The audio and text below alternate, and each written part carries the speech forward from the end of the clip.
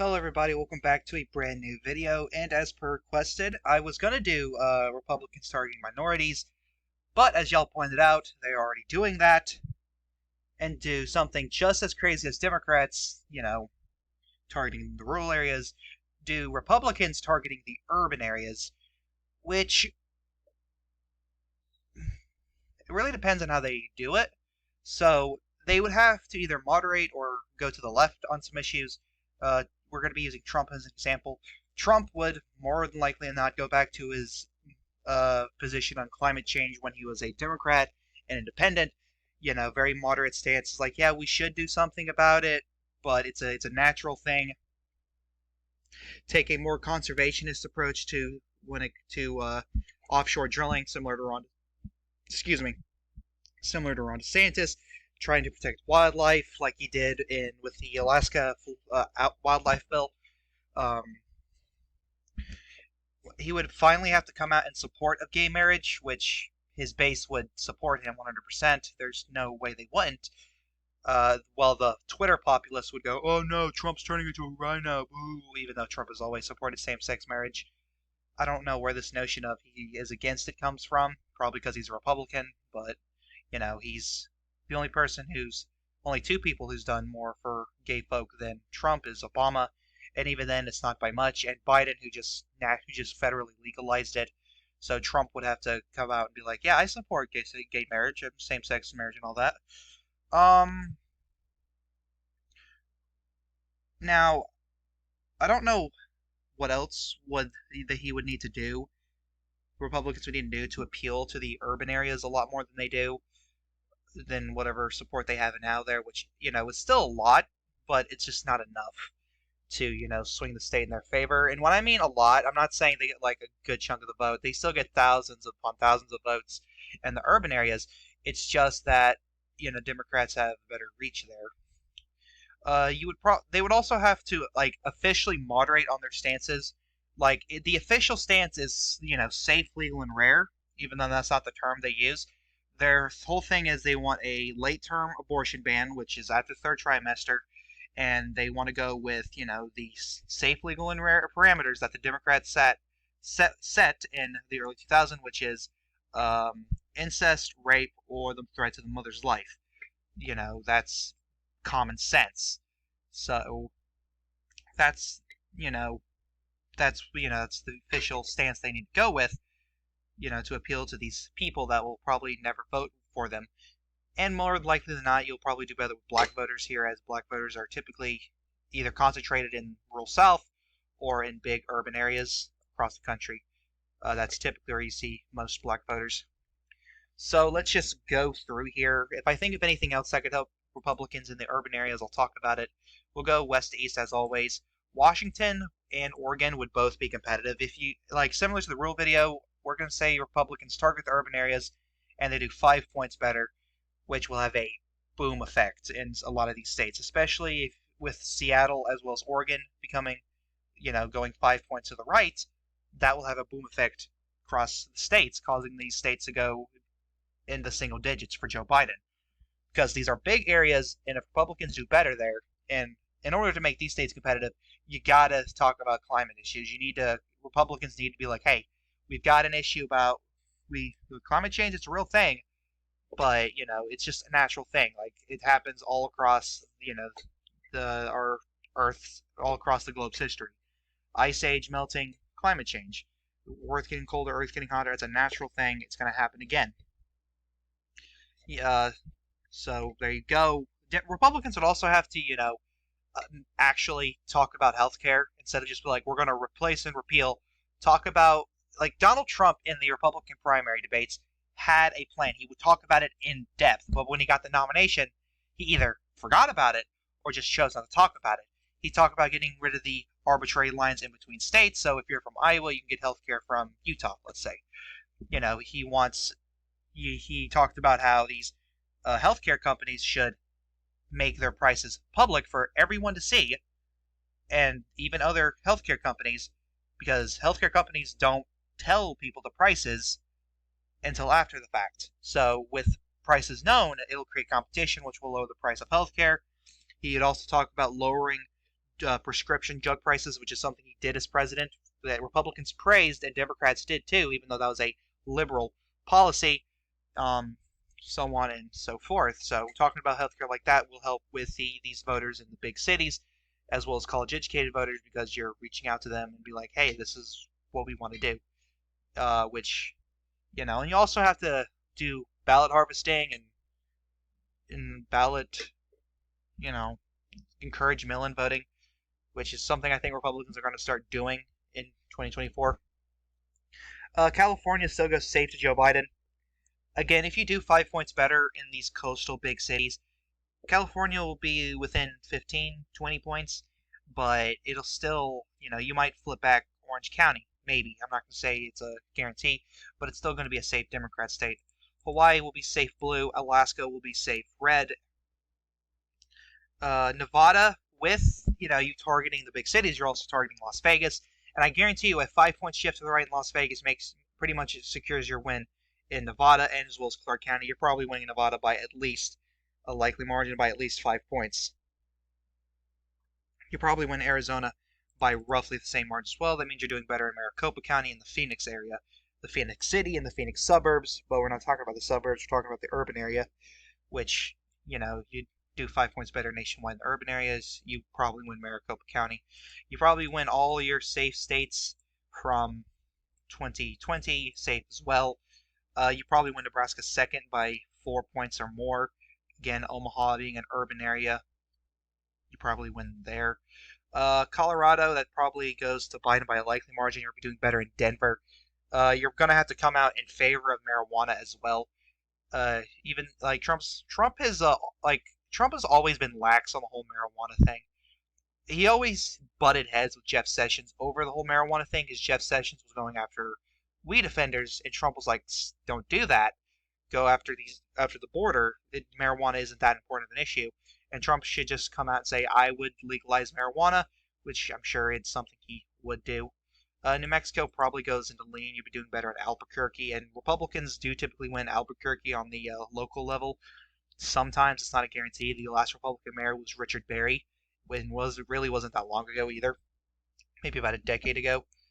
But you probably see a 3 to 4 point victory for the Democrats in New Mexico under this urban strategy, I guess. Kansas, Oklahoma, Texas, you absolutely win this by Romney-Bush levels. If you target the urban areas, you go after the Fort Worth, Dallas metro area. You do better in Houston and what's it called? San Antonio. I think this is what this area is called down here. You probably even do better here down here in deep South Texas in the deep pits of the Rio Grande Valley, and up here in El Paso as well. These are Republican strongholds, more so the Dallas-Fort Worth area as well as Houston. And if you can go reconnect with those voters, I suggest getting on good terms with the Bush family, asking them how they did it. So with this place, you probably want to talk about re-strengthening the military just for Texas. More likely than not, that's a double-edged sword, because if you talk about re-strengthening the military down here in Texas, and then these urban areas up here in Washington, Oregon, very dovish on foreign policy, so you're going to have to figure out a nice equal balance to appeal to both sides of the urban spectrum.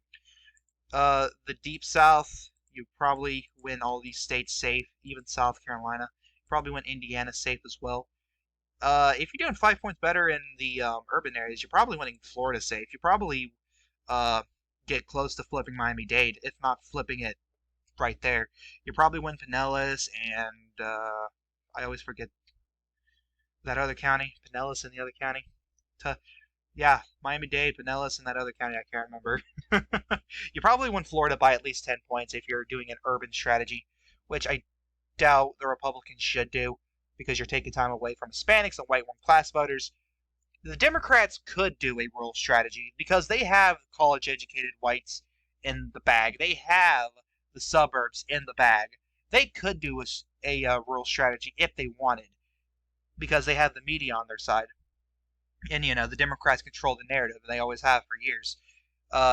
Trump and the Republicans, they really couldn't do an urban strategy because they don't have their voters locked. They need to do better with Hispanics first, Asians and blacks as well, which is something they're probably going to be targeting in 2024, and they also need to get the white working class in on their side first before they can even discuss going after the urban areas. And even then, it's still like, okay, it's 5 points better potentially. Iowa, Ohio, those also get safe. Iowa probably around 13 to 14 points, and Ohio by 11 or 12. Um, Georgia, Republic Trump probably wins this. You're doing 5 points better in the Atlanta area. You only need to do 1 point better to win the state. Doing 5 points better, you're probably winning it by a tilt margin, if not lean, because you also have the Atlanta suburbs that you're not targeting that are probably long gone for you. Actually, you might do better. And I'm going to put this as lean, a 2 point victory for Trump, because the 5 point area here in the Atlanta area, also the Atlanta suburbs, however, the outreaching suburbs that are not connected to Atlanta will probably not go for you. If they do, you're probably winning by a likely margin. Speaking of likely margin, we're going to talk about North Carolina. North Carolina, you do better, 5 points better in Charlotte, Greensboro, Raleigh. You're definitely winning the state by 5 points or more. Big victory for you. You also got to do well with the Mark Robinson voters that led him to win the state by around 4 points. And then, you're pretty much got North Carolina in the bag. Virginia, you're doing better in Loudoun County, as well as Nova, as well as those big areas. Virginia Beach to a lesser extent, but Virginia Beach is more of a suburb. But Biden, Biden probably wins this by around 6 or 7 points. You got to win over the Youngkin voters. However, these people also voted for Winsome Sears, and Winsome Sears is to the right of Donald Trump, if you believe it or not. So if you can win over those voters, you're probably in good position to make Virginia competitive, but probably not win it because this is a Democrat stronghold. Chicago does a lot of wonders in Illinois. If you do 5 points better in Chicago, I suggest you grab Willie Wilson on your campaign. Chicago's a very dangerous area, but I doubt Trump would go to Chicago because there's a chance you might get shot, which might be a bad thing to say, but I don't care. Illinois probably becomes competitive if you do 5 points better in Chicago. Biden probably wins this by 8 or 9 points. You do better in Chicagoland. You probably max out here in southern Illinois as well as the white working class areas in northwestern Illinois. So you probably get Illinois within competitive reach. Minnesota, you do better in the Twin Cities. Absolutely, that equals doing better in the Iron Range and western Minnesota and southern Pennsylvania. All of these are ancestral Democrat strongholds. You probably narrowly lose Minnesota by around 2 points. Wisconsin, you're doing better in Milwaukee and Madison and all that. I want to say a 4 point victory for you. I don't have all the details of like what kind of shift that would do in Wisconsin because those areas aren't that big of an urban area to begin with, and also Wisconsin gives Donald Trump the election. You probably win Michigan by a tilt margin, if not lean, because of Detroit, and of course Detroit has a massive influence over the state.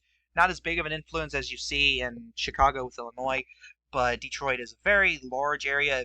If turnout's low in Detroit, you probably are seeing a Republican victory. However, if you see if you see normal sized turnout in Michigan, but Republicans do 5 points better, you're probably looking at Michigan going to the Republican Party by at least a tilt margin. Here in Pennsylvania, the Philadelphia suburbs area, if Republicans were to target the urban areas, you're probably flipping Chester County. You're probably Lancaster, I think this county is right here. Brian Fitzpatrick's county, that county right there, in his district. You probably flip those two, since that county of Lancaster really isn't that big of an area. I'm just going to say that this is laying around a point or two. You would have to get... I don't want to use Oz as an example because that was his strong suit. You want to do at least 5 points better than what you did in 2020. And probably get Tom Ridge and Pat Toomey back on your good side, which I doubt that's going to happen. But, Pennsylvania probably goes a point or two. New York, again, similar to Chicago, you do 5 points better in Illinois or in New York City, then you're probably going to make the state competitive. I know that's a massive swing to the right, but Lee Zeldin did it, and all Trump would have to do, and plus he's got Nicole Malliotakis as his running mate. I don't know if I mentioned that. Malliotakis will help in New York City, so you probably get at least 30 to 35% of the vote in New York City, which is pretty good numbers. You probably need to max out in upper state New York, which is something Zeldin did not do. which Trump could easily do. There are a lot of urban areas outside of New York City that Trump could target, and plus Trump is from New York City. He's got a lot of appeal there. I guess you can call it the Giuliani Bloomberg appeal.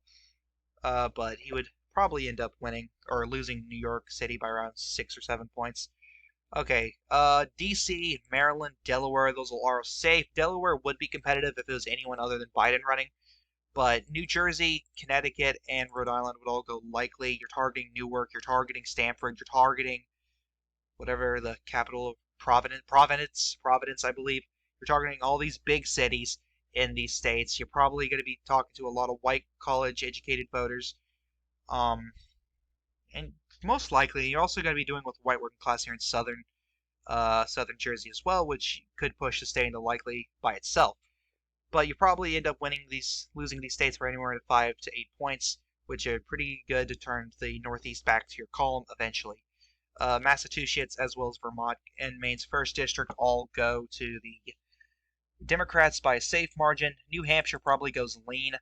If not, actually, I'm going to put that as tilt. It probably goes tilt because you got these massive urban areas down here in southeastern New Hampshire, as which could push the state into your column. But New Hampshire is a weird state to talk about politically. A lot of libertarians in the states, and with Malliotakis, you might not be able to, persuade those voters. But there are also a lot of moderate voters who could be persuaded to join you. I don't know. That's a pure toss-up in my mind, close to tilty. But if you want to put as tilt red, you can. Maine at large should be lean closer to tilt, and Trump probably wins Maine second easily.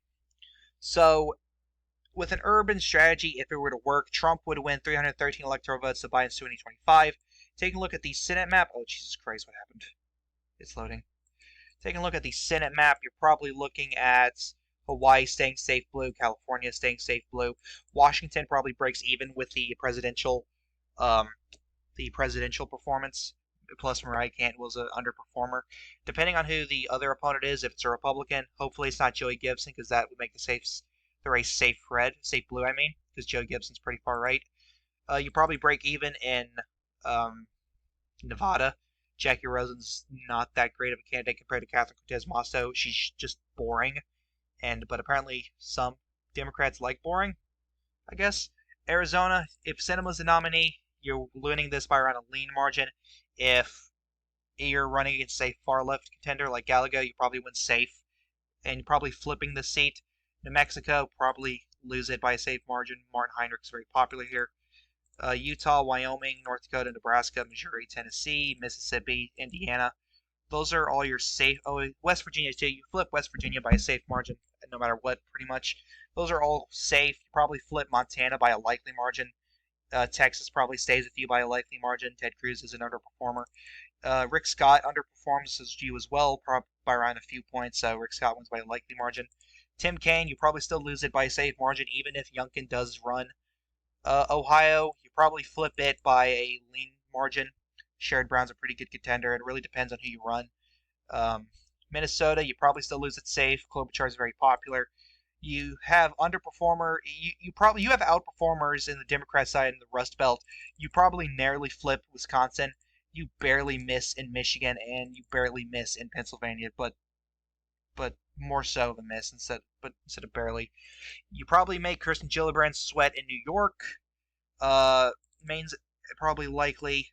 Massachusetts is safe. Delaware is safe. Maryland. You probably make New Jersey razor thin because Bob Menendez is hated in the state.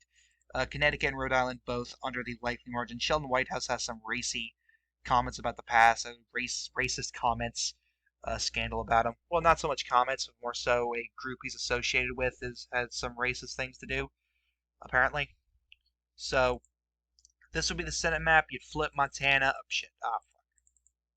You flip Montana. You flip Arizona. You flip Nevada. You flip Wisconsin, Ohio, and West Virginia. That gives you about 44 or 54 Senate seats, which is a pretty good majority. And taking a look at the House map, you got a lot more to play with than the Democrats do. The Dems only had like 30-something seats. This didn't... Strange. You got about 62 seats to play with if you're targeting the urban areas. Probably not that district since it's more of a white working class district. You've got all three Nevada seats because of Clark County. If you win Clark County, you more than likely win all three seats. You've got Oregon's 6th district right here that Mike Erickson was supposed to win or was expected to win. You've got Washington's 6th district. That race was supposed to be competitive as well, but polling was a miss. If you do better in Seattle, you absolutely do better in the other blue counties in this district and could make it competitive. You've got Amy Barra's seat, and you got Julia Brownlee's seat. You've also got Mike Levin and Katie Porter's seat down here in Orange County as well. All three New Mexico districts. If you do better in Albuquerque and whatever, you probably end up either winning. You win New Mexico second no matter what, but you probably make these two districts competitive. You also got Colorado 7th and the 8th district. You do better in Detroit. You're probably going to win 8th no matter district. You're probably going to win the 8th district, plain and simple, and make this one a lot more competitive. You probably flip Sheriff David's seat. The Fort Worth, Dallas metro area, these, like I said before, this is Republican, ancestrally Republican, that's becoming bluer. If you do better here, win every single county back again, you probably flip most of the Democrat seats blue back. The San Antonio seats, you can make these a bit more competitive. The Houston area, those Democrat districts, you make those competitive once again. Also got Texas 34th district. Not so much a urban seat, but it's still very big city down there, so it's technically counts. Darren Soto's seat, that was very competitive. If you do better in that county, you probably make this seat competitive for a long time, as well as these southern Florida districts right here that Democrats hold. You do better in these districts, you probably either make them competitive or you just flip them outright. We also these Chicagoland districts up here. There's a lot of them. You can probably make these competitive, and you probably just flip the 13th district straight out. The 3rd district, you probably went back, as well as Haley Stevens' district. You can make that competitive. You do better in Toledo. That's a place you're going to target Captor. Captor, if she's the nominee, the only way you're going to beat Captor is if she's retiring, and she'll probably never retire. You also have Cincinnati down here. I think that's Cincinnati. You could probably win that seat back if you target there. Downtown Charlotte, you could probably make it competitive. You could probably flip Kathy Manning's district easily if you target Greensboro. Loudoun County, Jennifer Wixton's county, you do better there. You probably beat her instead of narrowly missing with Hung Chow. David Trone's district, you do better here. You do better in Dutch Ruppersburg district. The only reason I have Delaware as a potential win is because Lisa Rochester is an underperformer.